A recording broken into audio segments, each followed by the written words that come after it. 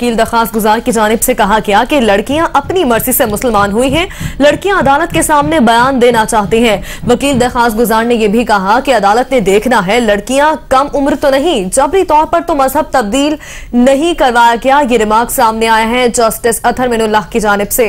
उन्होंने कहा कि ये वाकयात सिर्फ घोटकी में ही क्यों पेश आते हैं। ये इस्लामिक वेलफेयर स्टेट है, अकलियतों का तहफ्फुज होता हुआ नजर नहीं आना चाहिए। लड़कियों का नफ्सियाती टेस्ट करवाया जाए। लड़कियों के वालिद के वकील की ये इस्तदा सामने आई है। वकील वालिद ने कहा कि हो सकता है लड़कियों को लड़कों से हमदर्दी हो गई हो। हम तो अदालत तहफ्फुज देने आए थे मगर खुद ही पाबंदे सलासल हो गए। वकील का अदालत में ये मौक़िफ़ भी सामने आया है। जस्टिस अतहर मिनुल्लाह की जानिब से यह भी कहा गया कि हुकूमत न्यूजीलैंड की हुकूमत से कुछ सीखे, न्यूजीलैंड से सीखें कैसे अक़लियतों का तहफ्फुज होता है। इसी हवाले से मजीद आपको बताएं कि नौ मुस्लिम लड़कियों की उम्र के तयन के लिए वालिद की जानिब से मैरिकल बोर्ड तश्कील देने की इस्तदा मंजूर कर ली गई। इस्लामाबाद हाई कोर्ट ने मामले की तहकीकात के लिए 5 रुकनी इंक्वायरी कमीशन तश्कील दे दिया है। आपको अपडेट करते चलें कि मुफ्ती तकी उस्मानी, शीरी मजारी, खावर मुमताज, डॉक्टर मेहदी हसन और IA रहमान इंक्वायरी कमीशन में शामिल हैं। अरकान को एक जगह इकट्ठा करके मुतल्लिका अफराद तक रसाई देना हुकूमत की जिम्मेदारी होगी। अदालत ने ये रिमार्क्स दिए। इस्लामाबाद हाई कोर्ट ने सेक्रेटरी दाखिला को आइंदा समात पर जाती हैसियत में तलब कर लिया है। आपको अपडेट कर रहे हैं। 9 मुस्लिम लड़कियों की उम्र के तयन के लिए वालिद की जानिब से मैरिकल बोर्ड तश्कील देने की यह इस्तदा है जो कि मंजूर की जा चुकी है।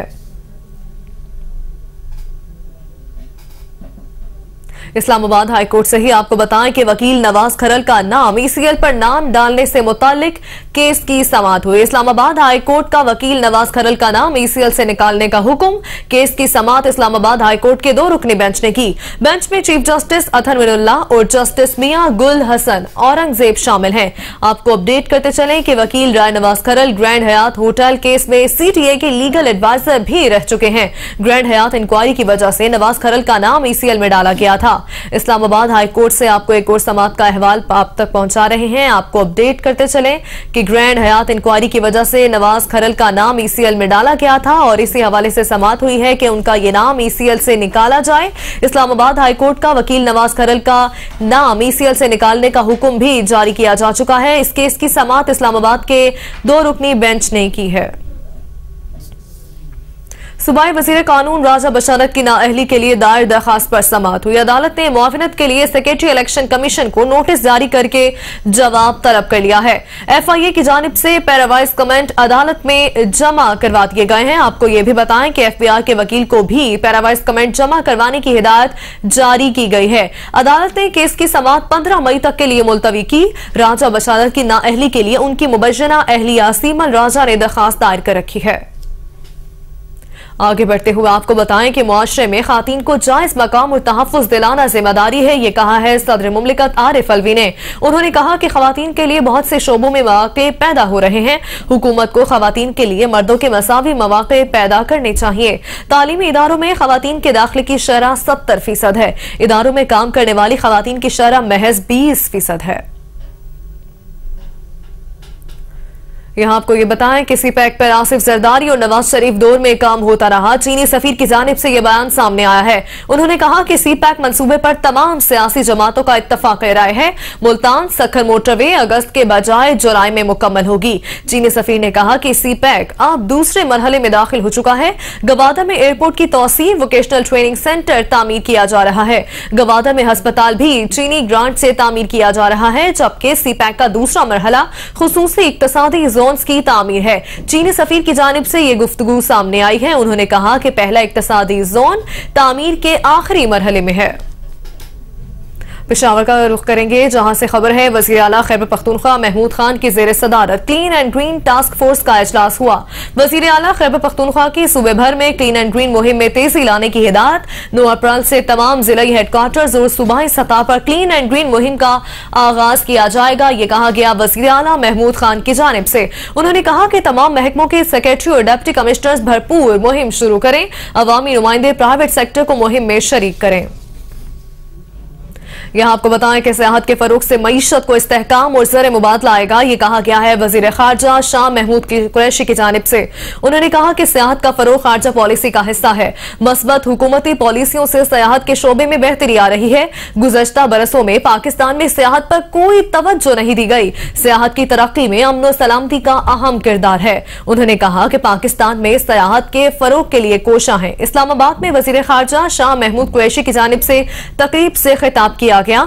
उन्होंने कहा कि पाकिस्तान में सियाहत के फरोग के लिए कोशिशें जारी हैं। उन्होंने ये भी कहा कि सियाहत के फरोग से मईशत को इस्तेहकाम और ज़र मुबादला आएगा। अपडेट कर रहे हैं आपको इस्लामाबाद से, जहां वजीर खारजा शाह महमूद कुरैशी की जानिब से तकरीब से खिताब किया गया। उन्होंने कहा कि मस्बत हुकूमती पॉलिसियों से सियाहत के शोबे में बेहतरी आ रही है।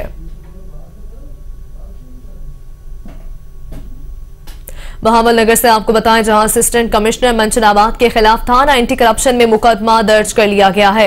मुदस्सिर आरिफ खोखर ने बतौर असिस्टेंट कमिश्नर मंचनाबाद सरकारी रकम खुर्द-बुर्द की, ये इल्जाम आयद किया गया है। पेट्रोल पंप और भट्टा मालिकान से 25 से 50 हजार फीकस जुर्माने वसूल किए गए। जुर्माने की रसीदें दी गई मगर रकम सरकारी खजाने में जमा नहीं करवाई गई। असिस्टेंट कमिश्नर ने जुर्माने की मद में वसूल लाखों रुपए की खुर्द-बुर्द की थी।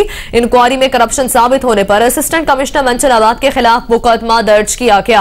आपको बताएं कि असिस्टेंट कमिश्नर ने जनरल इंतखाबात में ट्रांसपोर्ट की मद में भी लाखों रुपए खुर्द-बुर्द किए। असिस्टेंट कमिश्नर मंचनाबाद ने ट्रांसपोर्ट की मद में सरकारी खजाने से 28 लाख रुपए निकलवाए।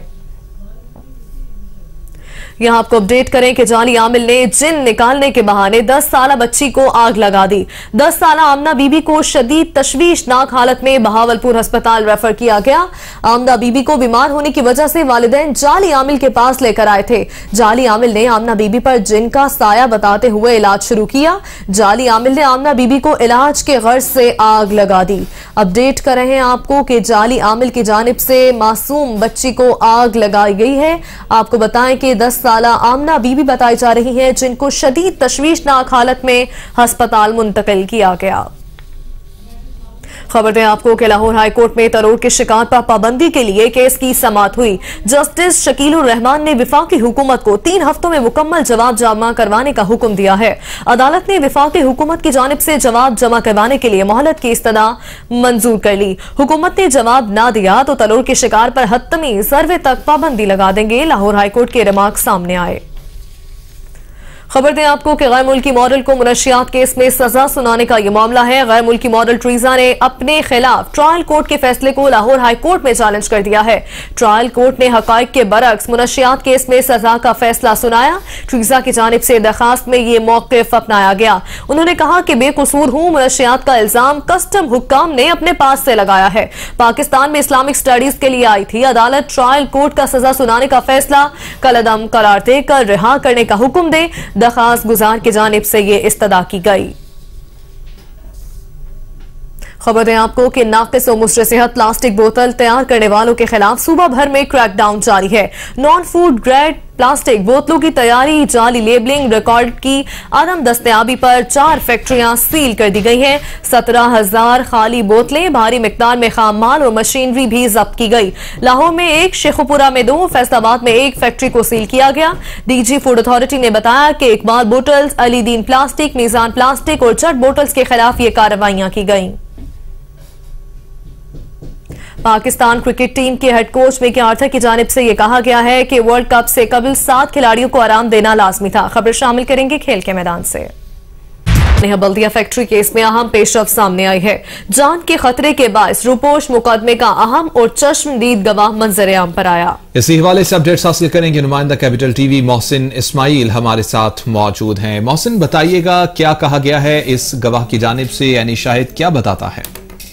देखिए, कई सालों के बाद गवाह जो है मंजर आम पर आया और आज इस चश्मदीद गवाह ने जुबैर चरिया जो मुल्जिम गिरफ्तार है उसको शनाख्त कर लिया है, जबकि उसका ये भी कहना था कि सिक्योरिटी खदशात थे जिसकी वजह से मैं पेश नहीं हो सका। जबकि उसका ये भी बयान था कि पहले जुबैर चरिया ने अपने साथियों के साथ गोदाम के वॉशरूम के बाहर चरस की और जिसके बाद उसने ये भी बताया कि मेरे सामने अपनी जेब से थैलियां निकालकर गोदाम में मौजूद कपड़े पर फेंकी, जिसके बाद वो मुस्कुराता भी रहा, जबकि उसका ये भी कहना था कि जुबैर चरिया के दीगर साथियों को भी शनाख्त कर सकता हूं, जिस पर मुल्जिमान के वकला ने गवाह का जो बयान पर जो जिरा भी की है और समाज मुलतवी कर दी गई है। ये समाज जो है 3 अप्रैल तक मुलतवी की गई। ठीक है, बहुत शुक्रिया मोहसिन इस्माइल हुसैनी, आप हमें इस हवाले से आगाह कर रहे थे।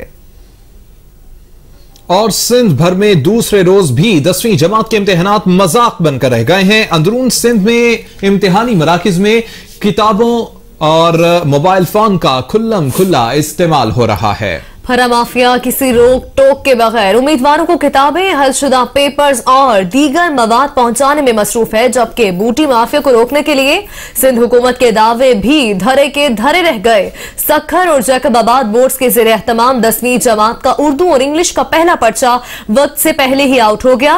पर्चा इम्तिहानी मराकिज से पहले फरा माफिया के हाथों में था। इंतजामिया बेबस नजर आई। उम्मीदवारों ने व्हाट्सएप के जरिए पर्चा हल किया, जबकि आपको बताएं कि दफा 144 नाफिज होने के बावजूद इम्तिहानी मराकिज में गैर मुतल्लका अफराद की आमद और रफ्त जारी है। सिंध हुकूमत बिल्कुल नाकाम हो चुकी है नकल की रोकथाम में।